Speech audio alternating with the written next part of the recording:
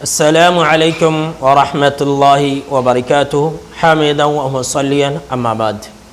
ناظرین کرام، آج کے درس کا موضوع ہے لوگوں کی عزتوں کے ساتھ کھیلنے والوں کا انجام۔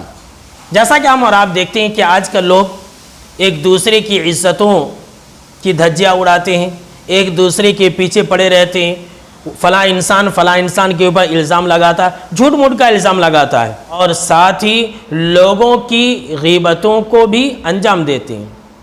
آئیے ایسے لوگوں کا انجام آپ صلی اللہ علیہ وسلم نے اپنی آنکھوں سے کیا دیکھا تھا وہ میں آپ کو بتاتا چلوں۔ ابو داؤد اور مسند احمد کے حوالے سے یہ بالکل صحیح روایت ہے، الحدیث الصحیحہ حدیث نمبر 533۔ ناظرین کرام، ذرا غور سے سنیں اس حدیث کو کہ آپ صلی اللہ علیہ وسلم نے اپنی آنکھوں سے کیا دیکھا تھا۔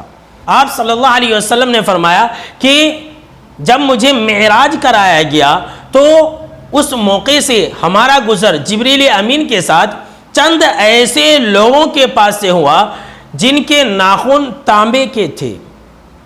اللہ کی پناہ، جن کے ناخن یہ تانبے کے تھے، اور پھر وہ لوگ ان ناخنوں سے یخمشون وجوہہم وصدورہم، وہ لوگ ان ناخنوں سے اپنے اپنے چہروں کو نوچ رہے تھے، اپنے سینوں کو چیر رہے تھے، پھاڑ رہے تھے۔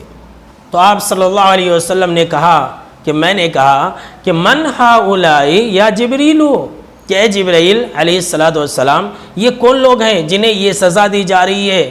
تو حضرت جبرائیل علیہ السلام نے کہا کہ اللہ کے نبی اکرم و مکرم صلی اللہ علیہ وسلم یہ وہ لوگ ہیں جو دنیا کے اندر الذین یأکلون لحم الناس ویقعون فی اعراضہم، یہ وہ لوگ ہیں جو دنیا کے اندر لوگوں کے گوشت کو کھایا کرتے تھے، یعنی غیبت کیا کرتے تھے اور لوگوں کی عزتوں کو اچھالا کرتے تھے، لوگوں کی بہو بیٹیوں کی عزتوں کے ساتھ کھلواڑ کیا کرتے تھے، لوگوں کی عزتوں کو بدنام کیا کرتے تھے، لوگوں کے اوپر تہمتیں لگایا کرتے تھے، لوگوں کے اوپر الزام تراشیاں کیا کرتے تھے۔ یہ انہی لوگوں کو سزا دی جا رہی ہے۔ اللہ اکبر۔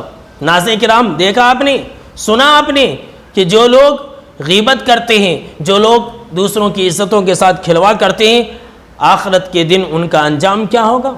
بہت سخت عذاب ہے۔ ناظرین کرام، لہٰذا زبان کھولنے سے پہلے اچھی طرح سوچ لیں، کسی کی غیبت کرنے سے پہلے اچھی طرح سے سوچ لیں، کسی کی عزت کے ساتھ کھیلنے سے پہلے اچھی طرح سے سوچ لیں۔